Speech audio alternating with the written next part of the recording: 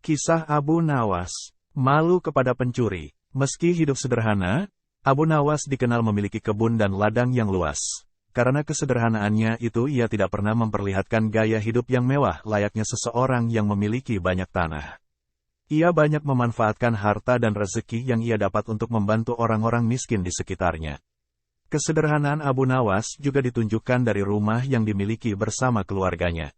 Di sana tidak ada barang-barang berharga ataupun barang mewah, seperti yang dimiliki para saudara atau tuan tanah lainnya.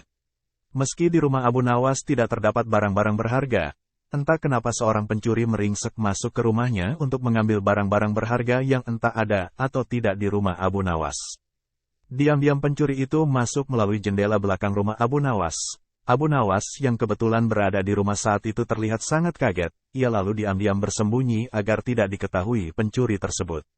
Abu Nawas terus mengawasi pencuri tersebut yang sudah masuk menuju ruang tengah rumahnya. Tanpa menunggu lama si pencuri langsung beraksi mencari-cari barang berharga di rumah Abu Nawas. Pencuri itu mengaduk-aduk isi rumah Abu Nawas dan mulai mencari-cari di segala sudut ruangan.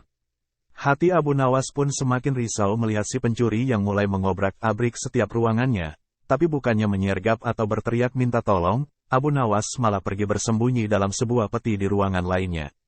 Sampailah si pencuri di ruangan tempat Abu Nawas bersembunyi. Si pencuri kemudian tertarik melihat ada sebuah peti yang lumayan besar di ruangan tersebut.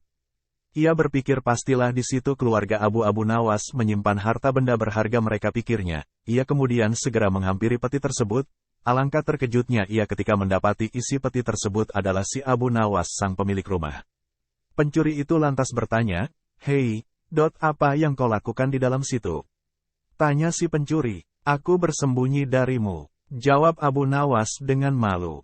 "Memangnya kenapa?" tanya pencuri itu lagi. "Aku malu kepadamu, karena aku tidak punya apapun yang dapat kuberikan kepadamu. Itulah alasan kenapa aku bersembunyi di dalam kotak ini," jawab Abu Nawas lagi. Mendengar jawaban Abu Nawas, si pencuri pun langsung pergi meninggalkan rumah Abu Nawas begitu saja dengan tangan hampa. Ia sangat kecewa dan heran. Kenapa si Abu Nawas yang sering diberi hadiah oleh raja dan juga memiliki kebun dan ladang yang luas tapi tidak memiliki barang berharga di rumahnya?